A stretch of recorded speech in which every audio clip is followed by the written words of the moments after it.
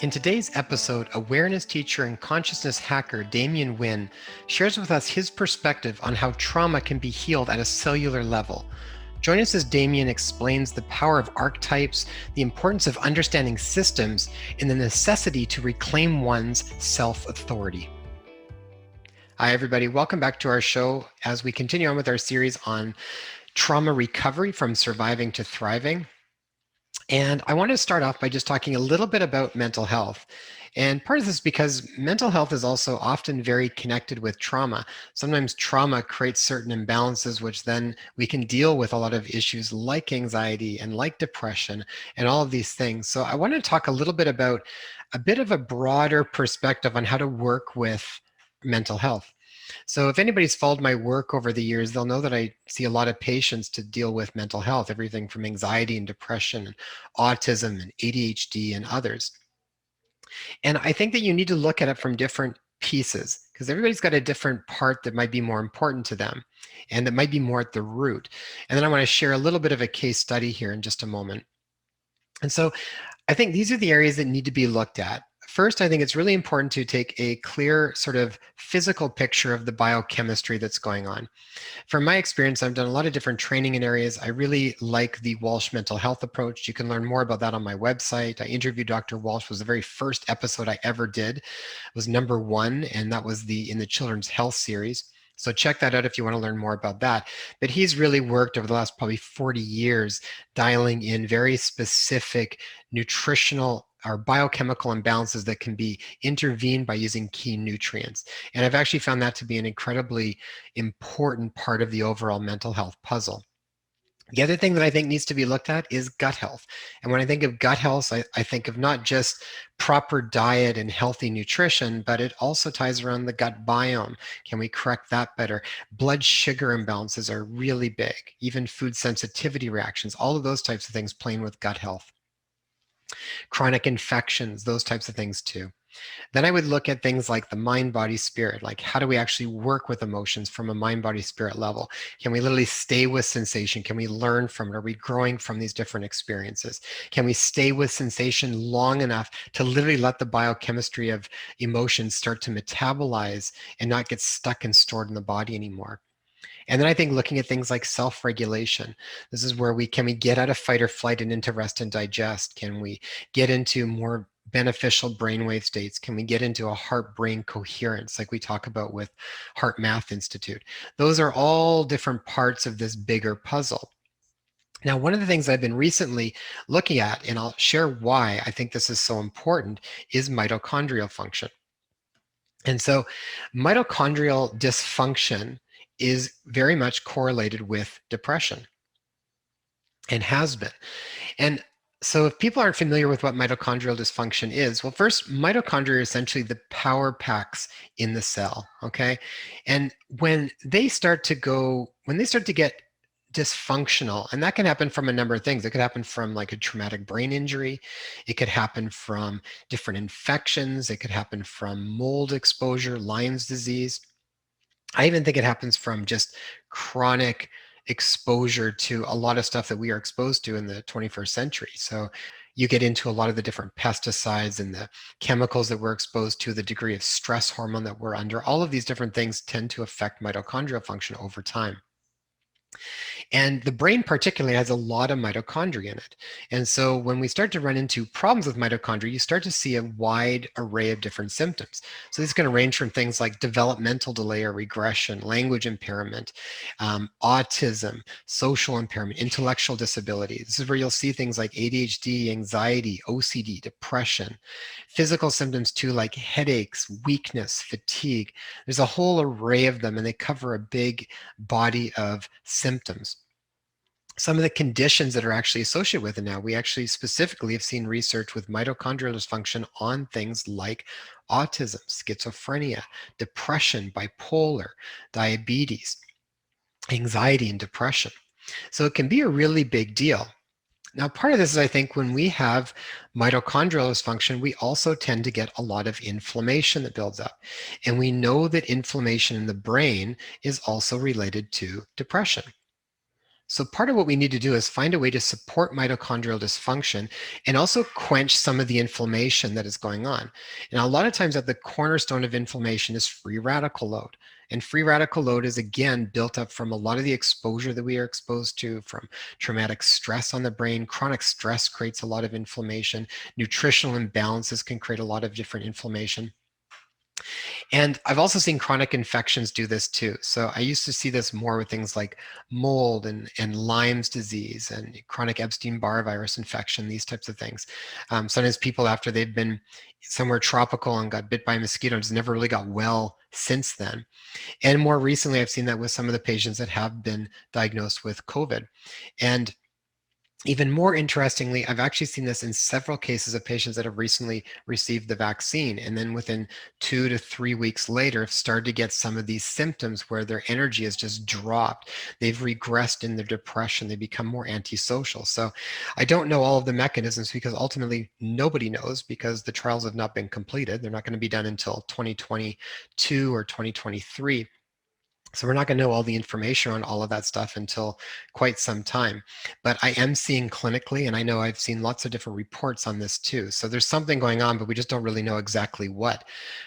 My guess is that there's probably something playing on a level of this inflammation, mitochondrial dysfunction, because it's such a big player in so many different areas. And one patient that I did have that recently did have actually got the vaccine, and then 3 weeks later actually had a really bad case of the virus. And so they kind of got a double whammy on this, and then they actually were doing really, really well from their mental health with their chronic depression, and then they started to drop. And with that, they started to become more antisocial. They were starting to get more depressed. Their energy was really dropped down, where they were super fatigued. And one of the things that I incorporated was actually the C60 from Purple Power. So C60, or carbon 60, is that really incredibly powerful antioxidant. And what I like about it is essentially that's what it is. It's just a really powerful quencher of free radicals. It doesn't really play into lots of other areas in the body, but because free radicals are a cornerstone for so many problems, by just working on trying to lower that free radical load, which helps to lower the inflammation, it's actually had some pretty dramatic results in some of the patients. Now, these are not clinical trials. These are my anecdotal evidence by seeing it from just clinical in my own practice. But it's actually been pretty astounding. And I've seen that the energy levels have started to rise, the depression has started to lift, and things are starting to get back into balance again. So it's something that I think is another tool that can be used for chronic neuropsychiatric disorders like depression and anxiety. And so it's one of those other pieces that I think is valuable that we can use as a tool and that may be applicable for certain people. If you want to know more about that, go check out C60 Purple Power. You can click the link below, or you can go to the inspirehealthpodcast.com website, click the link in the top right corner for 15% off your order, and you can go and check them out. Now, in today's episode, we talked to Damien Wynne, and my wife and I actually came across Damien back when we were doing this series for Science, Mysticism, and Beyond, and we interviewed Lori Ladd. And then Lori Ladd had started to connect with Damien Wynne, and they were doing some different episodes together. And he was basically doing certain work almost sort of intuitively and energetically with people. But it was really interesting, and it felt and resonated really well with both of us. So we wanted to talk to him at some point and decided, when we decided to put together this trauma series, I thought, okay, he's a really good person to add in another perspective. And if you've been following the Inspire Health podcast, we try to bring in many different perspectives. I don't stay with just this straight, here's the conventional model of looking at things. We incorporate that, and I incorporate much of the other pieces of it, because I feel like health is multifactorial and there are so many different perspectives, and every individual is going to resonate with different perspectives that will fit them at different periods in time. So it's all based on the individuality. So Damien has a really interesting perspective that he brings to us, and I think that it's another really valuable approach. As you're going to learn from, I think we've got 15 different guests bringing in different perspectives, and we've talked to people that are right from survivors of trauma, right through to the psychiatrists that focus on, brain research. And we're trying to pull all these different pieces together. So Damien brings in a lot of interesting stuff. We talk about the power of archetypes and bringing in literally the energy of these virtues to help support the healing process. He talks about systems and looking at and how important different systems are in healing to occur. He talks about healing at a cellular level. And a lot of that is sort of actually feeling and experiencing some of the sensations in the body as the healing is taking place. So I'm actually personally going to have an appointment with Damien because I want to feel and experience that firsthand myself. So I'm excited to see him and have that layer of work done on me myself as well. So I hope you enjoy this episode, everybody, and stay tuned.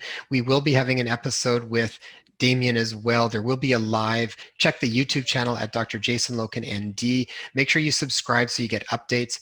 That is where the live events, and then we will also be doing roundtable events with some of the guests as well. So check all of that out. Check on the Facebook page at Dr. Jason Loken and the Instagram at Inspire Health Podcast. All right, everybody, take care, and I hope you enjoy this episode. I'll talk to you soon. Bye. Hi, everybody. Welcome back to the Inspire Health Podcast and to our series on trauma recovery from surviving to thriving. And today we've got Damien Wynne. Damien's someone that we've been wanting to talk to for a little while since we came across his work. Damien is a pioneer, international business consultant and coach, consciousness hacker, and awareness teacher who has been working with people for over 20 years. He's traveled and taught groups of over 17 years and supported thousands of people in releasing what is in the way to following their truth and making a massive jump in their lives. The basis of his work is self-empowerment. When given permission, he has an ability to look into your system and pinpoint like a microscope what is behind the root of the blockages, bring them up and transform them in an extremely efficient way. What normally would take years to transform can be transformed in a moment. Often people say after sessions, it feels like lifetimes of transformation has taken place in just one session. If you can imagine yourself like a house that has an unstable foundation, some of the bricks are in the wrong way. Some of them have cracks. There may be leaks in the roof. The way Damien works, he can support you in resetting the foundation of your house, walls, floors, and roof in one session if you're open to it. Not only rebuild it, but open up a new connection with your ability to visualize and recreate a brand new house matching your soul vibration. Damien, what a pleasure to have you on the show today. Thank you for making this space. Really, such a pleasure. Oh, it's wonderful. We actually first came across your work back with doing some of the work with Lori Ladd, and I remember doing some of the meditations with you guys, and I think we did the V detox, and that was awesome. And so we just thought we were trying to figure out where, because we knew we wanted to talk to you and get your input on a bunch of different stuff. And then when we came to doing this series on trauma, we're like, oh, I think Damien's work would be really perfect for this part to kind of bring in another whole different perspective on it. So wonderful to have you here. And maybe we can start by just sharing us with a little bit around the kind of work that you do and how you even came to the awareness of these specific skill set. Okay. This started about 22 years ago, actually, where I had a series of different accidents in my life, where I was in a wheelchair for a while. I crushed my spine, and through breaking down my own resistance, it opened up my soul gifts actually and intuition. And I started to work on my own body and my own trauma, and then started this journey off. And I had this like awakening moment where I could see almost libraries of information. I was like, whoa, I know that, but I need to practice. And then I cut a very long story short, I went to Budapest. I left my business and everything behind, went to Budapest, and then start giving single sessions. And in a space of about 2 years, working nearly 7 days a week, this technique came down to specific points on the body where I would touch, was guided to touch, and then trauma was released. So I was very much working with subconsciousness, the brain, mapping through the entire system of the body and the soul, and seeing where there was out of alignment. So it started off very much with heavy cancer, people who were sent home by the doctors to arrange their own, passing. They were the people who usually came to me, and I started working with them, and it started progressing and moving forward. And then I sort of let that technique go. I taught it to a few groups and then let it go. And then more techniques and more techniques kept coming through. I was told in the very beginning, I tried to find a teacher and I was told I'm not allowed to find a teacher. It needs to be true self-experience. And I never read any books on it or anything. It just was true experience. And I started traveling the world teaching and meeting people. And I don't know, life was my teacher, and the right teachers in a way would come in through experiences and the people I worked with. Every technique really, I felt in a way was for me to get back into the body and clear whatever trauma was in my system. And as I would clear something, then I would have the keys in my system, which I could also support others to do the very same thing. And I start working very much with embodiment. So I was guided years ago saying, okay, you need to clear the trauma from your cells, not just on a soul level, but from your cells. So I start diving deep into the cells and into the blood, and also working with stem cells to clear the trauma which was cellularly inside my body, in my bones, in my muscles, my tissue, my organs, different parts of the subconscious of the brain. And I really went into this inner journey of exploring my body, my cells, my organ, and reconnecting with them in a brand new way.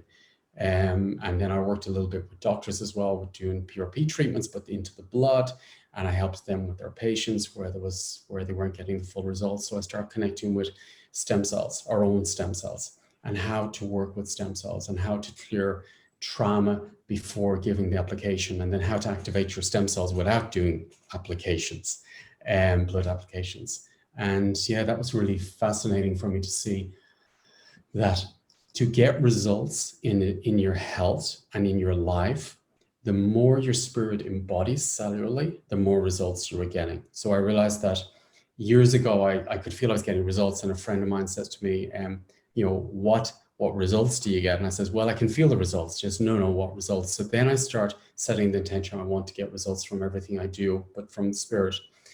And the more I embodied, the more results I was getting. The more embodied I was, the more results I was getting internally and also in my life. Mm-hmm. So everything I work in my system till I see results in my system, and then I start giving that information to others. It's like it's almost like physics, like from one cell mirroring it to another cell, and then the information starts transforming. So I'm not doing anything, I'm just simply making a connection with the cells. And because I'm in my own cells and my own organs, that information is sent to the other person's organs or cells, and they start having the opportunity to clear it as well and remember who they are. Also, I'm working in Greece, and I've been working very much with ancient archetypes. So archetypes are really important for me because I realized when I started working with the genetics, with trauma, for example, I was missing archetype of a strong father who would protect his son, love his son, and be there for his son no matter what. And the same with mom too, because there was abuse back further in the system and through my life. I was missing this information. So then I started working, I was guided to go to museums and go to ancient sites. And I started working, for example, with the Athena here in Athens, one of the gods I just lived beside, the Parthenon here. And I realized that she has qualities. These were living, the spirit was saying, no, this is living like treasures of information, of qualities, a certain quality of the feminine, like a warrior quality, and with dignity, with justice, with virtues, all really strong virtues, and no abuse in the system. So when I used to go to the museum and stand literally behind Athena and say, I imagined her in my genetic line, because mom would be on the left genetically, dad on the right, because I worked a lot with genetic information. They're like rivers of information in the DNA, and they stream through us. And for example, if I'm taking care of my mom and I put her in the child place, then the stream of information is blocked. And as soon as I go back to helping her as the son to my mom, the energy opens up again. So what I did was I start dropping new information into my DNA by basically allowing this living field of information of a very strong woman, mother, in my system on the left side, father, Alexander the Great came here for me, on the right side, And I realized my system start changing and my spine start changing and my spine start growing. And I could feel also my body start developing. So then I start traveling around the world, and I was giving, they said, okay, spread this information around the world. So I start bringing in higher levels of consciousness of different archetypes to raise our level of consciousness, because that level of consciousness was not in my ancestral line, not till very far back. So I start then working with the archetypes to increase. For example, if I feel I'm not good enough to take a job, and then I drop in if you drop into a field of information of a very strong archetype of a leader, then suddenly I feel like, wow, that job's no problem. And then I can step into that. So also I work deep within the trauma related to why you didn't feel you were good enough to take that job, or why you were not feeling good enough to take away or to heal yourself. Also as well, what I realized as well years ago, in the subconsciousness of our system as a child with sickness, because this is about health or sickness as well. So in our subconsciousness, if mom and dad are arguing as a child, between the age of 0 to 16 is very important. It's like we have, from 0 to 16, we're like a sponge, we're absorbing information. And if mom and dad are fighting, that means their information from 0 to 16 is open. And that's explosive energy, it's separation energy, and it's disassociation energy. So I'll explain how it works, I'll just show you how it works. So if you imagine down in the lower chakras, you have this disc, okay? And you're born with a clear disc. Now, every time mom and dad are arguing, it creates a little imprint, okay? If there is a shock in the system, a really heavy shock, it creates a deeper imprint, and the soul fragment gets out, so it leaves, okay? Now, the energy in here is explosive energy, it's separation. It's not implosion, the feminine, it's separation. Now, after 16, the system closes. You will not have more wounds after the age of 16. What happens is, not unless it's something big, it needs to be something really heavy to create more imprints after the age of 16. After the age of 16, it closes. But what happens then is that other people will open up the memory field of these old injuries, which is explosive energy, separation. And you can see that happening in the field at the moment. When someone triggers you, or you're watching the news and you see, I don't know, people dying on the news, your subconsciousness thinks that's you. It opens up all these wounds. Now, this is separation. When you go in separation, the soul fragment goes out, but it creates then the hell on earth. It creates the nightmare, the living nightmare, which now is in the mind. So now I'm spinning out of my center, my energetic field, okay? And now my mind is looped into my nervous system, which is keeping me out of my creator. It's about survival now. It's not about, uniting with each other, love, coming together. It's separation, it's explosion. So if you get looped into that system, which is very active at the moment with the boogeyman at the moment. So for example, if I am a child and I have a nightmare from one of these fragments, I'll wake up in the morning and I'll basically feel that, I'll be afraid of that. Now, if I go to school and tell everyone in my class that, oh, I had a nightmare, maybe there's a boogeyman underneath my bed, okay? And I tell all the kids in school, there's a boogeyman underneath the bed.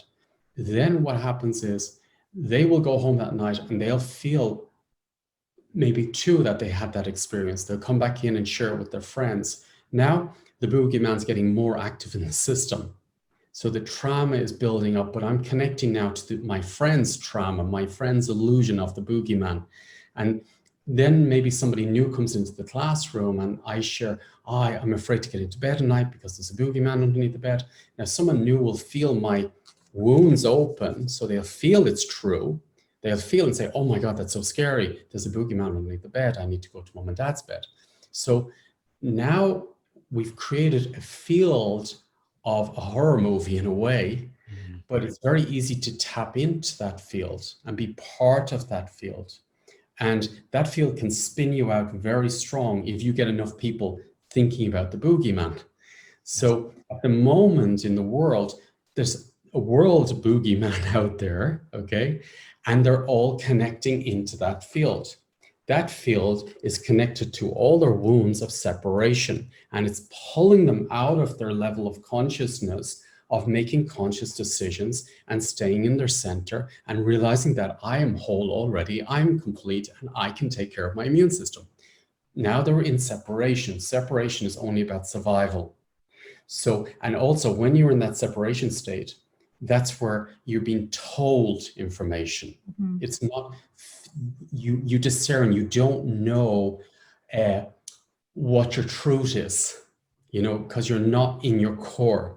Years ago, I worked with a scientist, and he was saying that the energetic field of someone, if they're traumatized, is 0.5 meter away from their system. They only have to step 0.5 meter into their system. It's because too much of this trauma is open and they're out of their energetic field. So another very simple way to see it was, I used to work with magnets. If you get 2 magnets till they don't touch, okay, that for me is your energetic field, and also on the cells. If there's trauma, they stick together, okay? So if there's trauma in the system, your chakras get blocked. If there's too much of it, you're out of your system. Your spirit has to get out. It can't get through the spine. It can't get through the system. So when I used to work in New York with a doctor, and he used to let me work with his patients. And when they were coming to the room, before I worked with them, I could see that their spirit was trailing behind the body because the magnets were stuck together. There was too much trauma active in the system. They start getting very ill. These were very ill people. They had really strong, heavy illnesses, and they were not in the body. Their spirit was trailing behind. So what I supported them to do was realign their system, all the magnets in a way, that they're in the right polarity, and then you're in your energetic field again, and you're back in wholeness again. So what's happening at the moment, as I say, from 0 to 16, these wounds, once they open up, it gives you the opportunity to transform it. Now, when someone triggers you, what I do, what I've taught myself to do, is that I say immediately to the system, if I feel triggered by something I see on the news or someone triggers me, I say to the system, first of all, thank you, because you opened up something which can resolve. That's a big gift, because as soon as it's open, it means I'm ready to resolve it. I'm strong enough to resolve it. So first thing is, well, thank you. Second of all, I say, everything that is open in me, which is only belong to me, I accept back into my system to go back to the origin, always back to the origin, and always intention. The word intention opens systems. I was always looking at ways how not to create, how to enter systems. If you try to enter a system, it's closed. If you push a system, it's closed. If you're afraid of a system, it's closed. If you use the word intention, it opens. So the word intention, that my intention is, I accept all the energies, explosive energies that are open, to go back to the origin, because they belong to me from 0 to 16, my mom and dad, my ancestors, maybe past lives. And I let this energy go back. Whatever is open in anybody else, I also am aware it's belonged to their system from 0 to 16. So I just said, okay, it's not belong to me, not my responsibility. It can go back to their origin. When I'm working it, I may feel explosive energies, and that's simply when you start going into this field, this feminine field of acceptance and implosion field, you start noticing that this explosive energy gets less and less and less and less. Now, the first reaction is your nervous system gets active and it wants to play it out. You get addicted to it. So by training yourself to do this, you suddenly realize that it gets less. And then when you speak to the person, it goes through the system because it's the truth now. So for example, if you trigger me, it opens an explosive energy. And if I talk straight away, I'm going to dump my explosive energy, which has belonged to my childhood, on top of you. then you're going to dump yours on top of me and we're going to start fighting. Okay, the separation in the system. And if I basically do this, accept it back to my system and accept whatever I open the news is nothing to do with me, it's belongs to somewhere else, okay? Create some space, breathe with it inside. Explosive energy gets less. And then I talk to you what is between us right here, right now, that will enter the system. And you will not get separation, you will come together, you'll get transformation. And that's what's happening with people. You can see peaceful marchers, you know, they pay someone to throw something against a window and that opens people's systems. And now everybody's in explosive energy and it's very easy to get a peaceful demonstration to start fighting. Mm-hmm. So that's how you can open systems. It's very easy to open someone's system. You just put something scary on the news with some nice music, drama, lights, and then the systems are open. And then you're in the fear, and then you can put information in people's system. You can program people. And also, especially if it's repetitive programming. Repetitive programming just basically almost dumbs you down and switches off your senses. When there's abuse in a system, in someone's system around, for example, sexual abuse, I work a lot with sexual abuse and worked a lot with different sexual abuse rings. And what I noticed was that a lot of, for example, the moms who were abused, I know, would give their children to the abuser again. And you wonder, how can that happen? So what happens is, in abuse, the first reaction would be to separate, first of all. So the child, there's many levels to abuse. So if the abuse, I'm wondering why I'm talking about this now. I think I'm talking about it because when I look at the feel of the world at the moment, you see a lot of people with masks and doing things which don't make sense, okay? Mm-hmm. And I was asking my system, why? They're very intelligent people, they're very conscious people, but why are they missing this one? What came up for me was, when I looked into the system, was that there's so much incestual abuse.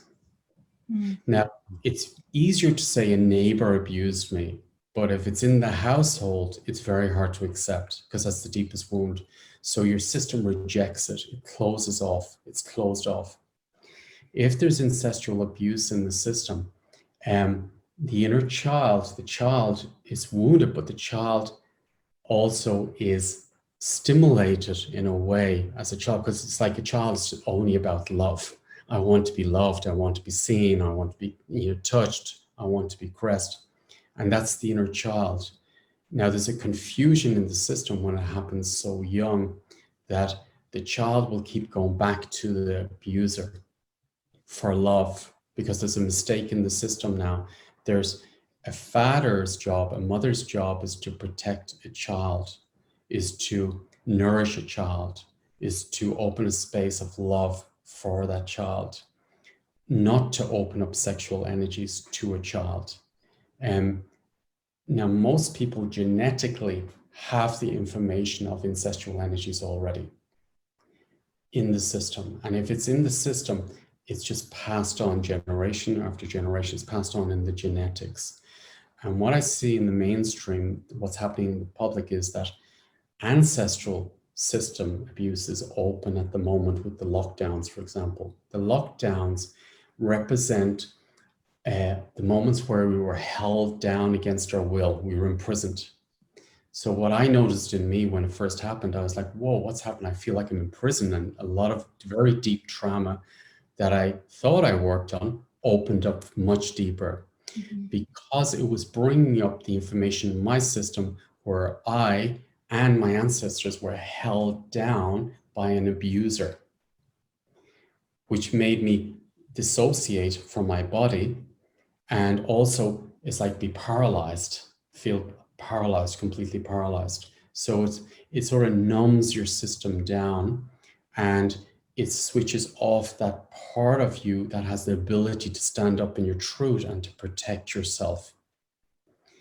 I remember when I live here in Mykonos, I was walking my dog years ago, and I had abuse from my childhood, and I always had this feeling that I couldn't defend myself. I was like, well, how do I get that? How do I find that part in me again? And I was walking my dog, I have a chocolate Labrador, and I went outside, and he jumped into the bush and he jumped out. And I was like, wow, what? He got a fright. What was that? And it was a little kitten about 2 or 3 days old. And I was like, wow, that kitten has something I'm missing. You know, what's there? So I start looking into the system of the kitten and seeing, okay, what happened there, and start really dissecting what's going on.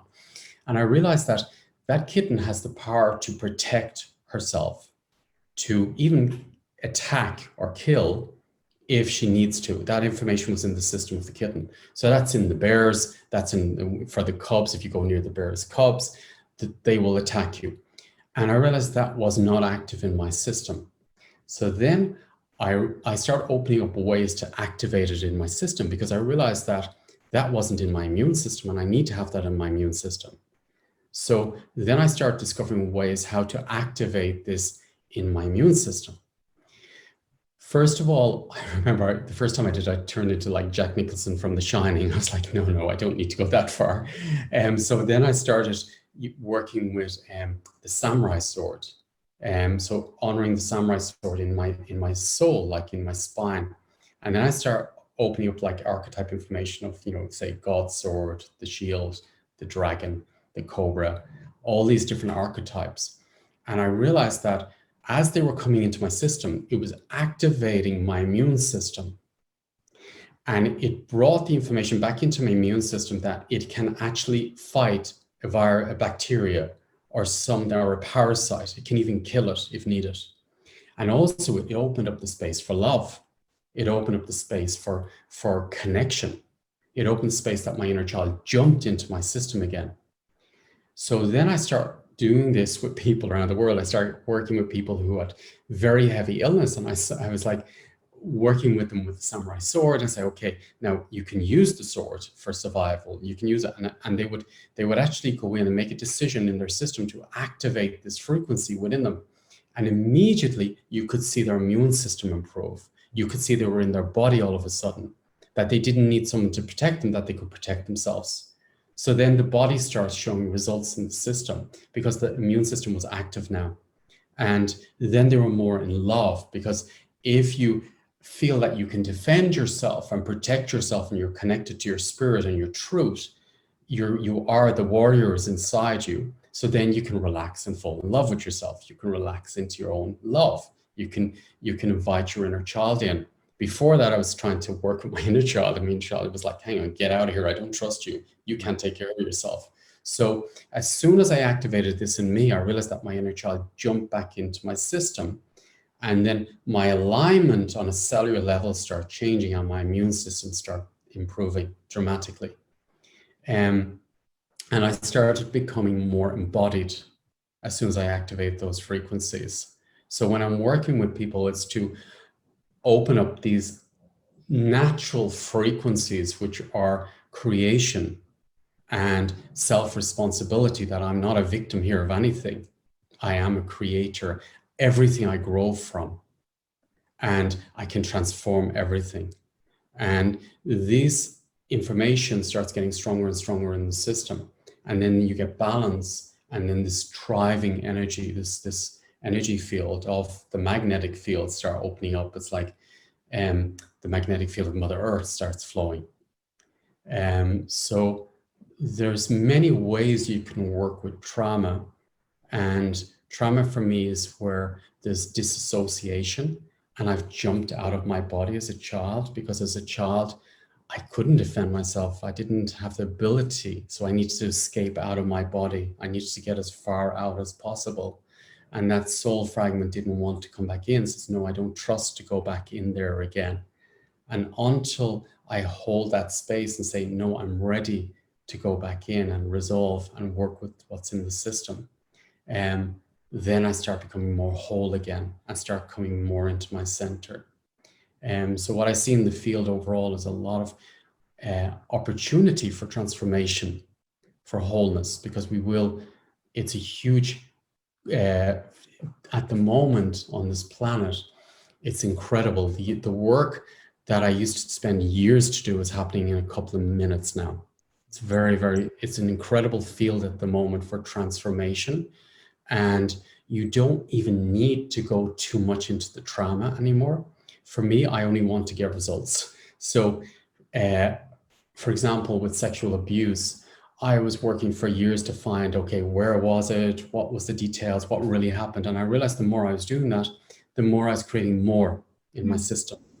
So I says, okay, I don't need to know that. I don't need to know the details, but I want to find it cellularly in my body. I want to see where it is in my body, because that's what I believe. I trust my cells. So I start getting into the cells and allowing the cells to release whatever abuse was in the system. And then I start working within the split minds, because when there's abuse, there's split minds. And then it's covered over with an illusion that everything was okay. I'm fine, but actually everything's not okay. So it's about accepting what's in the system. For me, it's not about forgiveness. For me, it's about accepting it happened. Because in my system, I didn't accept what happened to me. And I didn't accept that people could do that to me. And that's what's happening in the system at the moment, this blinding faith, blinding trust. They cannot accept that the authorities could be doing something like that. So then you're in old abuse systems. You're not being present. You're in the past. You're running from the past. You're worrying about the future, but you're not present. So for me, it's very important to accept. For me, for physical healing, when for example, I damaged my hips, and the doctor told me at the time, he did the MRI and everything, he says, well, Damien, you may never walk again.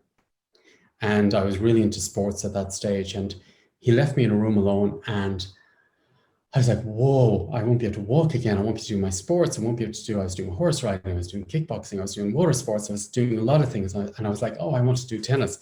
And the first thing he said to me, it was like he was reading me, he says, you'll never play tennis. And it was the one thing I wanted to do, was play tennis.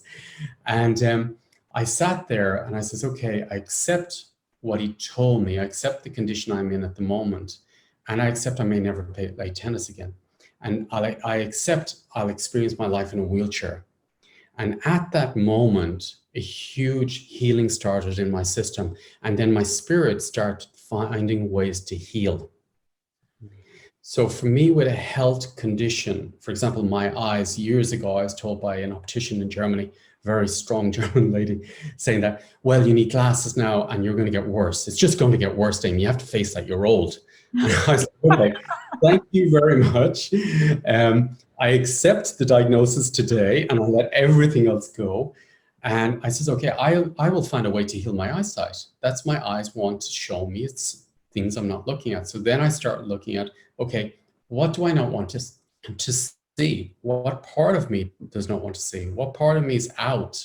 And then I start realizing that every time I went to bed at night and I woke up in the morning, part of me was out. So part of my eyesight was out. So then I start doing that implosion part and said, working with my eyes, and said, no, I accept to see. I accept to see.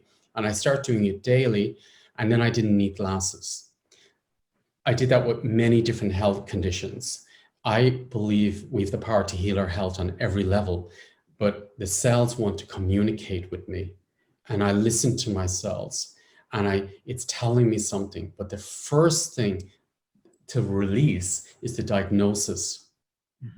And the first thing to do is to accept the condition you're in at the moment. If I kept saying, I can't do horse riding the way I used to, I'm not as flexible as I used to, I will never heal, because I haven't accepted the condition. I'm still in the past. So I'm still connected to the trauma. So for me, it's very important to accept what's in the system. I accept I was abused. Okay. I accept the person who abused me planned it. That's very important. I was groomed. That's very important. Otherwise, you're in illusions, false hopes, false illusions. So once you accept that, then you'll find your ability to connect and read the field opens up even stronger, because now you're present. So you're turning on your sensory system. We all have a sensory system in us. And if there's a trauma of regrets, I'm guilty, I'm a victim, I can't accept, I'm not the same person as I used to. I'm stuck in the past and I can't read present. I'm not present here. There's a part of me not present. So if I can accept that these things happen to me and I accept they're all a gift for me, then I go into presence. And then the field itself will find ways for me to heal. Mhm. I don't even have to find it. It comes to me. So an opportunity, everything in life, the strongest planner in the world is your own. There's an intelligence in us and there's an intelligence around us. And this intelligence only wants to love us and it only wants the best for us. So when you surrender to that, which can be difficult to do, but when you really let go, everything falls into alignment and you realize that every single moment in every day is a moment to help you find more of yourself. It always will take you to higher frequency, higher, but it goes deeper. For me, it's, it's to go deeper into my system. If there's a big trauma, I know there's a bigger piece of my soul on the other side. So I accept that, and my intention is to connect to the part, not deny the fear, but I know there's something bigger on the other side. That's my intention. So my energy goes beyond the fear, beyond the curtain, the veil. And then before I know it, I have that part of my soul back again. So for me, that's really, really important. That's what brings in the result. So I'm aware I have a trauma. I'm aware it's there. I don't know what's behind it, but I know there's a bigger piece of me behind it. And I'm in my body when I do that. With that intention alone, your spirit will find ways to release that trauma. And you will find more of yourself. And behind, if there's a bigger trauma, it means there's a bigger piece of me there. There's a bigger power there. So I'm not a victim. Once I bring in that mindset, I'm not a victim. It's almost like, bring it on. It's like, I can do it. Right. It makes me stronger. Yeah, that's really beautiful. I love that, Damien. It totally gives you the impetus to then actually have the courage and the willingness to look beyond, because you're getting more of yourself back. Yes, yeah. And if you experience it a few times, you really know it on a soul level. You're not faking. You can feel it. Also, another key I think is important to know is that we never go backwards. We're always going deeper and deeper and deeper into our system. And our system will open up what we're ready for. So people feel, oh, I'm working on that abuse again. No, you're working on a different level of it. That's all. It's not the same thing back again. It's never the same thing back again. We're always moving forward. We're always developing and always growing. But if you believe that you're going back, you will go back. But your system's not going back, but you're bringing this field in that you're going back, a belief system. Yeah. Damien, based on that picture that you quickly drew out for us, I can kind of get a sense of your response to this, but can you define trauma? So trauma for me is where so there's a shock, something happens, I jump out of the body, okay? So that creates an imprint of the information of the trauma, which now is frozen, okay? Because I've jumped out. So I'm not present, I'm outside. Now I'm up there in the astral, it's an astral wound now. So I'm out of the body, which then is connected into the mind, okay? So up there is a fear about coming down. So I create a lot of, oh my God, it might happen again. Oh my God, what really happened? So that's there. Then the mind creates a compartment in the subconsciousness of the brain. If it's a heavy one, it's going to close it over into little rooms. So that's a little room that will not open again unless it's ready or unless something else will open it. That's a frequency, but the frequency of it then goes into your nervous system. And you can feel the nervous, if someone has a lot of trauma, their nervous system is racing or shaking. And the nervous system then can become addicted through the amygdala. That's where it also gets pre-programmed and it works down here into the reptilian brain and down to the first, second chakra. If a field like that opens up, the system collapses. I've worked a bit with a chiropractor and I could see that all the patients, when their system collapsed, it meant that there was a trauma open, a heavy one from their childhood, so their spine would collapse. And then, but it was always old information. It was always connected to their childhood. And then when I worked with them, then their spine would straighten up again, but in a new way. It would clear it. So trauma is usually around the first, second chakra. So you have to work with the first, second chakra. So when I'm working with people, I work within the subconsciousness, the amygdala. Also it's very important, the pineal gland, because that's your connection with your spirit, okay? The frontal lobe is really important as well. Left and right of the frontal lobe is where we loop. So if someone's in fear, they start looping, and it's here. That's where it starts off first. So if someone's really in panic, it loops here. This is where you create these spirals. Someone's looping and they're always telling the same story, same fear, the same thing. That's the frontal lobe, both sides. It loops, and then it goes back here into habits of looping, but can mix with ancestral abuse as well of habits. That's when the system will collapse. Then it opens up the lower chakras, which then disassociates you back out of the system. That's opening old trauma. Now, if you haven't worked with it, it's going to open up more. Now, what you're seeing in why the suicide rates are going up at the moment is because someone has been abused regularly. Now, I'm talking about regularly, and I will even say about children wearing masks in school, okay? It's creating, for me, daily abuse is the most damaging. Okay, so if you're daily abusing a child, okay, it creates lots of these holes. Now, I worked a lot with people with autoimmune disease. Normally, I find between 300 to 600 of these imprints in a system of somebody, okay? Now, if they have that level, this energy is explosive, it's separation. This energy then goes back and hits the cells, autoimmune disease, okay? Now, I'll give you an example with the masks. If you're telling a child that you may kill your grandfather, you're dangerous, okay? A child feels responsible. And you're telling them you should wear your mask. And then they worry about, oh my God, did I wear my mask right?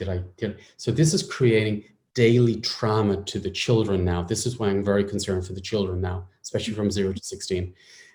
It's creating daily imprints. Now, these children, if it's enough, it creates a rip in the system, okay? And you open enough of these, now more of the spirit is up here, okay?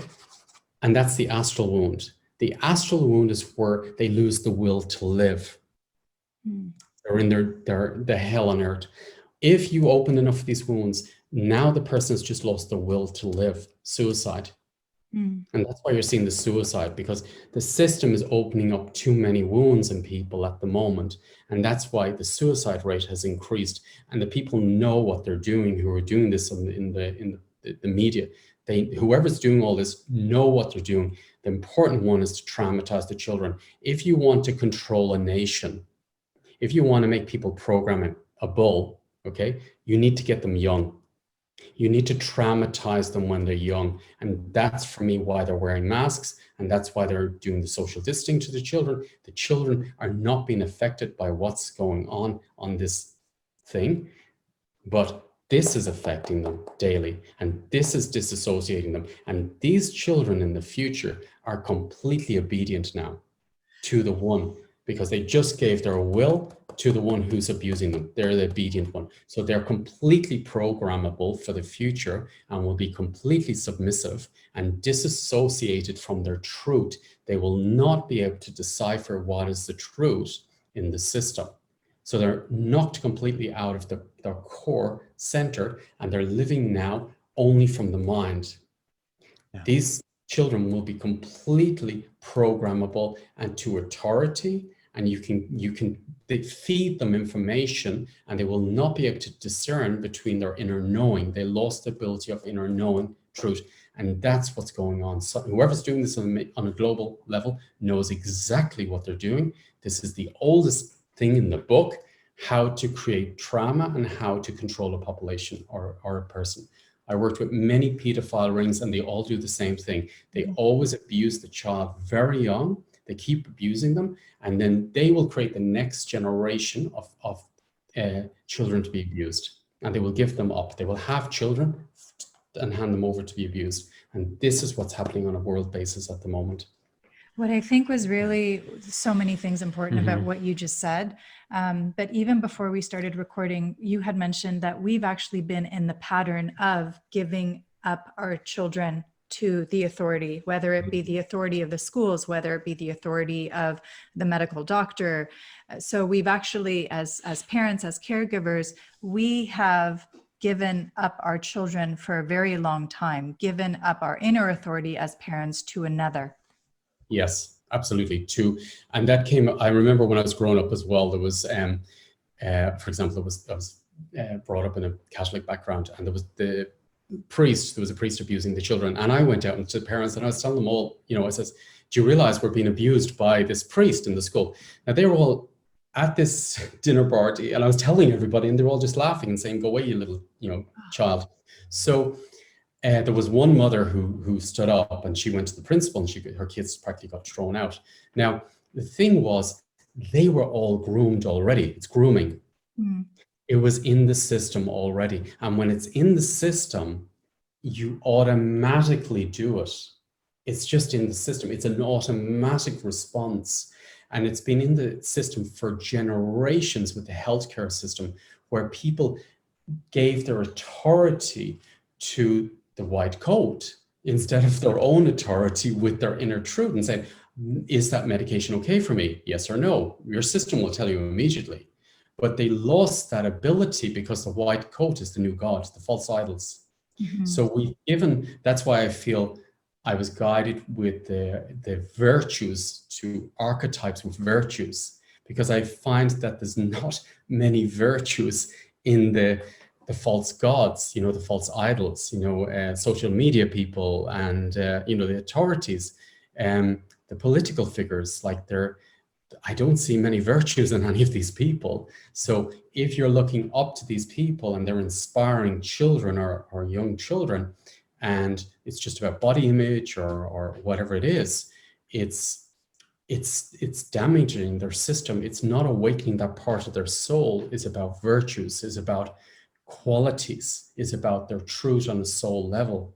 It's and it comes up, it's been happening with our food systems being polluted, even the music, there's frequencies in the music which actually damages your cells. I love music. I always played music, worked with music in the workshops I do. I stopped then when I basically went onto iTunes because I realized that they were hitting my cells. The same music that was there to heal people suddenly was damaging the cells. I was like, I stopped.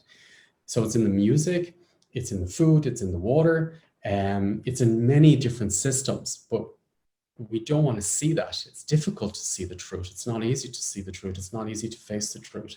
But actually, when you face it, when you feel it, you become more free and more creative, more fun, more joy, more connected with simple things in life, the beauty of life, And this repetitive hamster on a wheel going to work also doesn't work in the system anymore. You realize I can create my own job. I can create my own food system. I can do it myself. I'm empowered. I'm free. And I have the power to heal myself, to nourish myself, to take care of my family.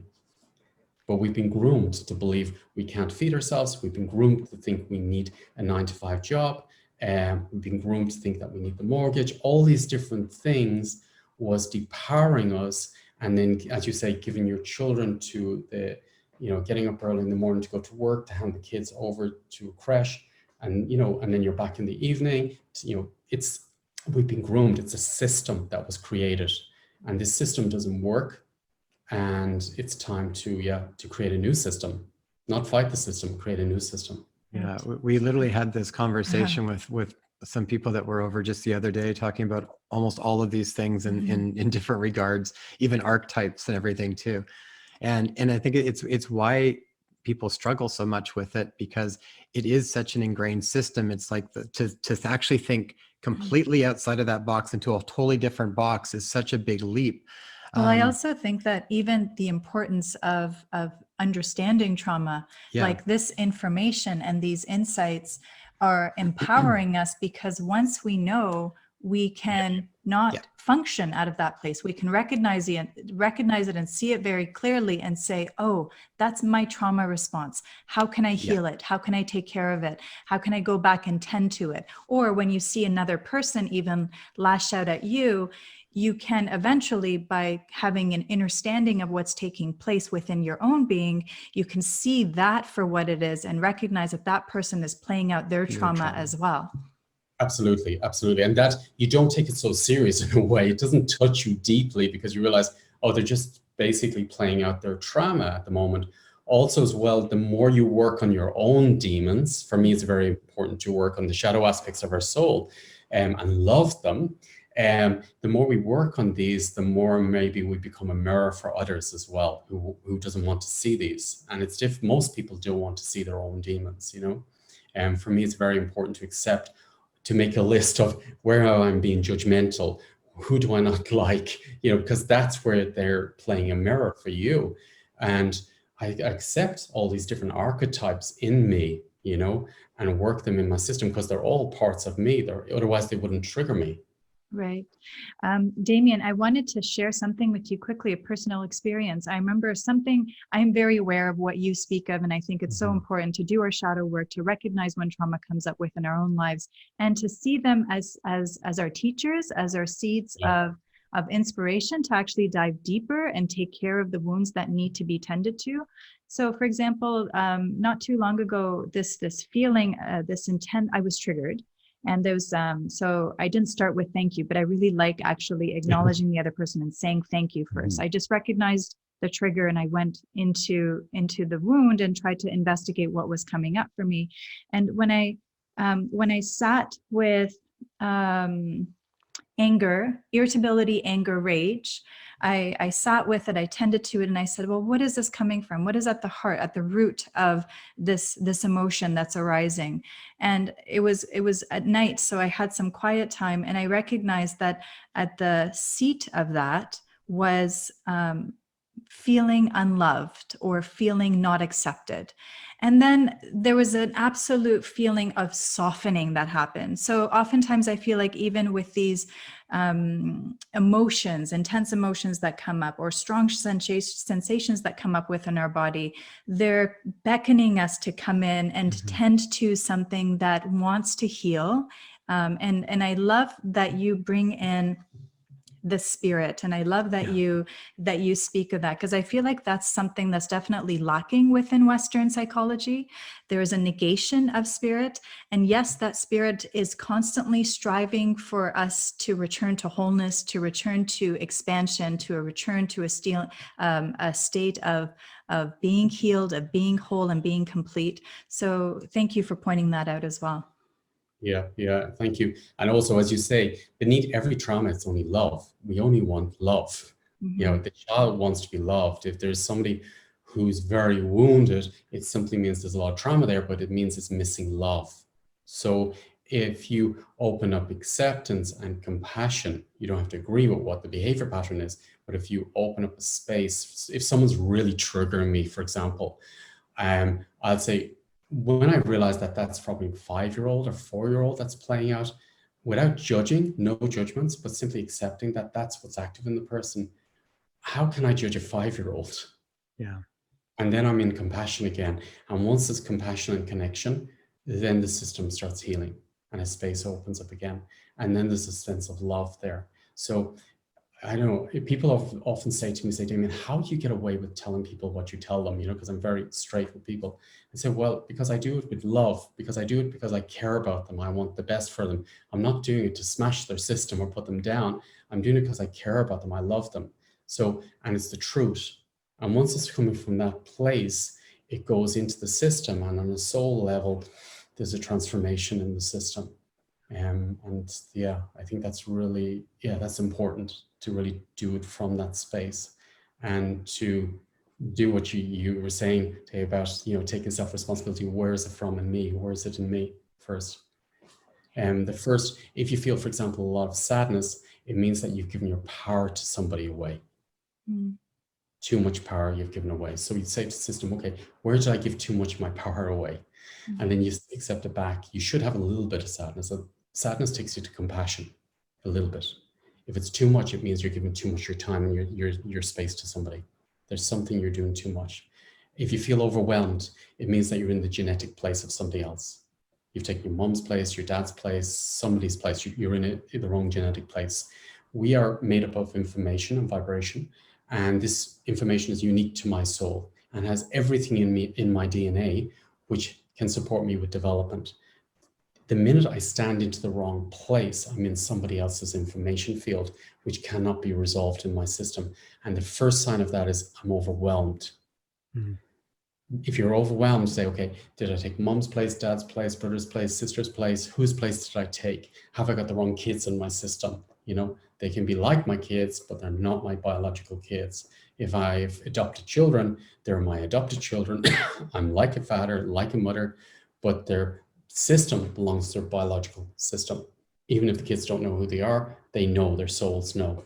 So the genetic work for me is very important as well, to make sure that you're in your genetic place and that everyone in the family is in the genetic place. And you see it a lot, for example, if a son is taking care of a mom, if she got Alzheimer's or dementia, and then all the, you know, this son is given all his time to take care of mom. And then the other brother and sisters start getting pissed with him and say, you know, and he's saying, I gave all my life to my mom and to our mom, and you are hating me for this. The reason is because he's after taking maybe the father's place or the mother's place in the system. He became the mother or the father, and the mother became the child. And that means the energetic fields are all messed up. There's a blockage in the system. So they cannot resolve what they're here to resolve. Mm-hmm. In families, it's very important to, first of all, realize that they're in your core, so they will create the deepest wounds. That's why they trigger you so much. They have the deepest wounds, and they create the deepest separation, but they got the deepest gifts. Now, it's very important to deal with, first of all, not open your healing abilities, these gifts into the family. They only want you as daughter, exactly the way you are, son, exactly the way you are. And if you open up your other gifts, they're like, they reject you, because that's not what the soul contract is about. The soul contract is, I will be the son, you're my mom, you're my dad, you're my older brother, younger sister. And that's the only way within family I can relate. In families, what happened a lot is, don't tell your mom she can't handle it. Don't tell your dad he can't handle it. That's going between systems. There is no transformation in that system. So always if someone's saying, don't tell sister what dad, don't tell dad, I say, well, actually, you need to talk to dad directly. That's nothing to do with me. Yeah. What's between you and dad's between you and dad. What's between me and you is between me and you. What's between me and mom's between me and mom. What's between me and dad's between me and dad. What's between me and my brother's between my brother. And that's it. And that's all I have to do. I never go between systems, because I have different lives with my dad that my brother has maybe different lives with my dad as well. So I cannot resolve what's between them. It's nothing to do with me. Mm-hmm. So I cannot compare my dad's relationship with my brother or myself. It's different, it's unique. So once I stay with myself in my own system and accept what's belonged to me and my father, between the two of us, there's transformation in the system. Yeah. That's how we develop. And they need to trigger you exactly the way you are. In family, it's not to be conscious. Yeah. You need to be who you are. You know, how they trigger you is how you need to give it back in a way, because that opens the systems for you to transform. Interesting. Mm-hmm. Outside the families. Sorry. Outside the family. Outside the family. Outside the families is different. Mm-hmm. Yeah, I totally understand what you're saying with that too. And I love even the use of systems. It's like the more you understand that, the more you have a really good representation of what your boundaries are around everything. Otherwise, it's almost like you don't know where, and everything gets sloppy and intermixed, and that's what just creates chaos. Yeah. I remember a friend of mine, she told me, she says, the universe is like a game. You need to know how to play that game. And since I've been researching, given different keys, if you know how to work with genetics, if you know how to work with trauma, if you become conscious of how systems work, it's pretty simple how to transform the system. Mm-hmm. So it's like, I always say it should be taught in school. Genetic work is very important, because you can be in the wrong genetic place all your life, and then nothing's going to work. You're going to be overwhelmed. You could have a vanishing twin in your system. A lot of people who are very empathic have vanishing twin. A vanishing twin is where an egg died in the womb, but the soul is inside you, living inside you, and you're in your twin place. Now that will play out. A lot of people get Lyme's disease because of that, get autoimmune, get fatigue because of that, have topics with exhaustion, have topics within a relationship, is looking for the twin flame, but they're really looking for their twin. A lot of betrayal information, because the first core information is my twin abandoned me in the twin in the womb, so I feel betrayed. Then the womb became toxic because the brother or sister died. I ingest the toxicity. The womb represents the world, so the world is toxic. I need to move. I need to work on myself. That's the first imprint. First imprint information is crucial. So when I worked through this information with the vanishing twin, also because this is the aura of a twin, for example, this is happening in the field a lot, is open. There would have been two eggs touching, so in the aura there's an opening. So that means that people are in your system and you're in other people's systems. So that's creating an area where this is the wheel of life. So you can work on a project, but you'll never get the fruits of it because you're dropping it. You can have amazing. How does that happen? That happens usually anytime from a few days to a few weeks, few months in the womb. I'm working a lot with people. A lot of people who are very empathic don't know they have vanishing twins. When a twin leaves in the womb, for example, this would be the relationship place. So this, you're in a heart chamber, say here, in a heart chamber for a relationship. You get a breakup, you can deal with it, you can get over it, it's hard. But if here's where the betrayal frequency is, the trauma is, so it's the first separation in the womb where the twin left me. I feel abandoned, I feel left behind, someone's making decisions over me. That's a really raw wound, and that's in your core of your soul. The twin is closer than a regular brother, sister, mother, partner. And that is the biggest level of protection and the biggest level of betrayal. So you'll have a tendency that you'll be betrayed, you'll be left behind, you'll be left cleaning up people's messes because your twin left you in a mess in the womb. You will attract toxicity and poisoning to your system. I had toxins from an injection as a child connected, that affected me because I have a vanishing twin. There can be confusion with sexuality. You could have a sister or a brother. Often the parents will dress up even the girl as a boy or vice versa. They'll get a sense that, I'm missing a boy, I'm missing a girl. You will have, for example, you could be in a meeting and you share your talents with somebody. They will feel like your talents are their talents, so they will take them as their own. You'll have financial blockages. You'll have probably relationship blockages. Also, you'll look for another twin for a partner. If you find another twin as a partner, it'll be very intense, like consuming energy.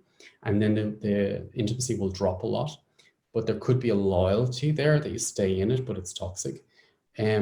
Because you're looking for a twin. A relationship place is different. A relationship place is where you inspire me, you bring me up, you rest in my arms, we love, you rest in my love, I rest in your love. And that's a regular relationship. But a twin relationship is all or nothing. Decisions are very difficult, very challenging because they're life-threatening, because the first decision was he left me or she left me in the womb. I was left behind, I was abandoned, God complex. Addictions, a lot of addictions with twins, exhaustion. There's so many, I've left a lot of information on my website about that. But that's very important at the moment. And also I'll give my soul to people to make them healthy, because in the womb, you give your stem cells to your twin. You give your stem cells to your mom if she's sick. So you're giving your soul information to the people around you. So a lot of healers or people and doctors have vanishing twins. So you're giving your life to people. You're giving your time to people. It's too much. It's out of balance. And also you're in the twin place. So that means that you're not in your right place. You're number 2 in the system. So you're the shadow of people. You're not seen as number 1. People will walk over you. People forget you. People will leave you behind because you're in the twin place. So you need to come out of the twin place and acknowledge you're number 1 in your own system. And then you need to close your system like an egg, that it's a closed system, not an open system, because otherwise you have to set up very strong boundaries because you have an opening in your system. So there's many things with the vanishing twin as well that creates a lot of trauma. Wow, that's fascinating. Yeah. Damien, I know we're on time here, and I know you've got another meeting that you've got to go to. So maybe usually in the trauma series, we try to connect up after with possibly doing a live where we answer people's questions that have come in after they've listened. And we have lots of questions still too. Yeah, I feel like we could have, I've got another page. So that was wonderful though. Thank you so much for your insights. Are there maybe any final thoughts that you wanted to share at this time? Well, I feel like this time on Earth, it's an amazing time to be here. I feel we all chose to be here. We're not victims. We chose to be here at the specific time because we can handle it. And it's a great time to remember that we are whole already and we have the power to heal ourselves. And what's happening in the system, if you do it consciously, you can really develop and grow, and you can find more of yourself and take yourself responsibility for who you are. And also I'm doing a DNA webinar at the moment. Like, you can reset your DNA, you can claim boundaries in your DNA, you can activate your DNA, you can change it. It's amazing what we can do. I've never felt so good in my body, so good in my spirit, even though there's a lot of crazy things happening around me. But it's helping me daily to find myself and to develop and to grow, and then to give that frequency out to others. And what I resolve, then I can support others with. Mm-hmm. So we're all whole already, but those fragmented parts of the mind that are open, if you can hold the space to say, okay, I accept the fragmented minds that's in me, from my ancestors, from everyone around me, and simply like a child love them, they're out of the system, because everybody's acting on fragmented minds. Well, not everybody, but a lot of people are operating from fragmented minds. So yeah, time for truth, time for really going deep, because you can handle it. And yeah, many people are awakening up, and we're all doing the best we can, not to judge anybody, really. We're all, we've never been in somebody else's shoes. So yeah, it's a time to really, let everybody have their own experience of whatever they're going through, and work on yourself and take self-responsibility, and then realize that your greatness, and then you can transmit that to everybody else in whatever way you're being guided to. Wonderful. Such a beautiful message. Damien, where can people learn more about the work you're doing and the webinars? Because I know you do webinars for people too. It's on my website, damienwynne.com, and then also on YouTube. There's a lot of free webinars as well, which are on YouTube, Damien Wynne, and you'll see it there. You have a lot of free ones on masks, on different things, you can just try out the work there. What I do is I always send all the teachings and transmissions as well in everything I do. I never hold back. It's there if you want it. And so everything's on the website. I did one last night, on the DNA. That came in very strong, to work with boundaries in our DNA after what's happening in the field at the moment. And it's incredible, the results that's happening, and how much people can develop. It's amazing. I love it. Yeah, it's a great time to be here. Yeah, and we've done some of your webinars too, and they really are powerful, and it's different work than I've had experienced in different, like yours is unique work, and I think it's really important for people to try out different pieces. I mean, this is why this whole series is here, is to give people different pieces and see where you resonate and which kind of work is going to really respond with your body. Exactly. We will find what's there for us, what matches our soul. I'm not for everybody, I always say that. But you'll find whatever's right for you, and trust your spirit, trust your inner intuition and guidance. You'll find whatever book or whatever you have to do to support. Love your work, Damien. Thank you so much for your time, and we will look forward to talking to you again soon. Thank you very much. Thank you so much. Have a great day. Thank you. Well, that was awesome. Thank you so much for taking the time to invest in your health and well-being. Since this podcast is brand new, reviews and subscribers are so vital for us to get off the ground and share this really important information. So if you found this information valuable, please post a review and subscribe to the podcast so you'll get our newest episodes. Also, if you know of someone who would benefit from this, please share it with them. You can also find us on Instagram at #InspireHealthPodcast. If you have a question that you'd like to be addressed, direct message me on Instagram or leave a comment on one of my posts. I would love to hear from you. And you can grab our show notes and free resources for each episode at inspirehealthpodcast.com. So be sure to go online and check it out.